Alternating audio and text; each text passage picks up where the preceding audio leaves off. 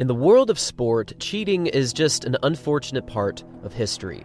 There are so many different ways that an athlete can cheat, and it does vary across different sports. However, in the sport of track and field, doping is certainly the most widely utilized platform for performance enhancement, and this is where we get to a very complicated issue in the country of Kenya. For the past couple of seasons, it has been widely known that Kenya has been dealing with many dopers and many complicated situations. We've had one of the world's greatest marathoners, in Titus Akiru, being banned for more than 10 years because of manipulating medical records. We have also had various international marathoners and track athletes alike that have either been suspended for whereabouts failures or outright banned for performance-enhancing drug use.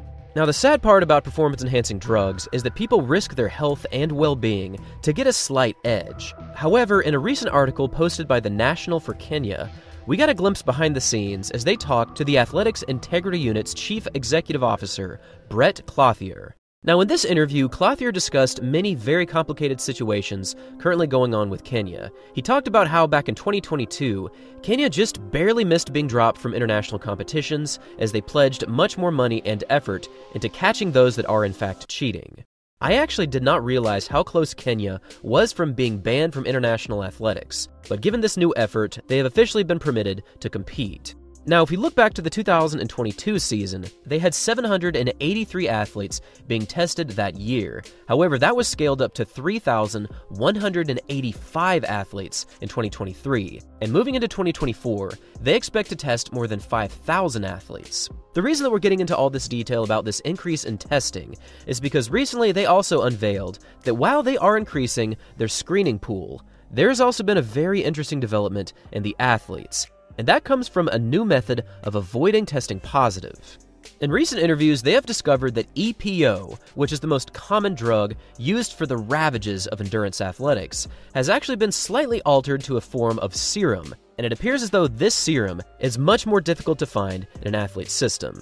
Now, unfortunately, they don't get into detail as to how this is more difficult to find, but if I had to guess, it clears through the athletes a little bit quicker, or it just exists in much smaller potency. Either way, it does appear as though many athletes are starting to use this different form of EPO, and if they do have more of a likelihood of testing negative instead of testing positive.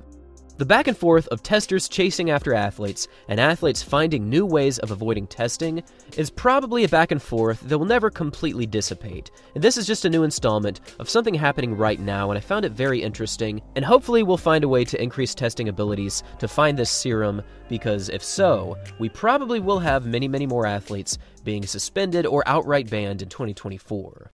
Now, Clothier also mentioned that in addition to this serum, they're using a few other banned substances that are much more difficult to trace. One of them is called transiniline, and one of them is called trimetazidine.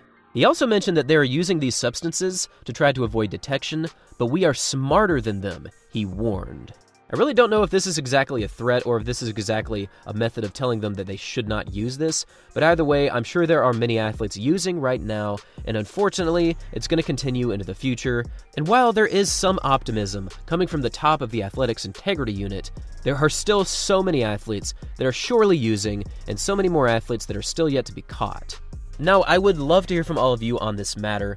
What do you think about this new method of avoiding detection? Do you think this is going to be more difficult to trace? And do you believe that the Athletics Integrity Unit's efforts are in fact going to pay off in the long run?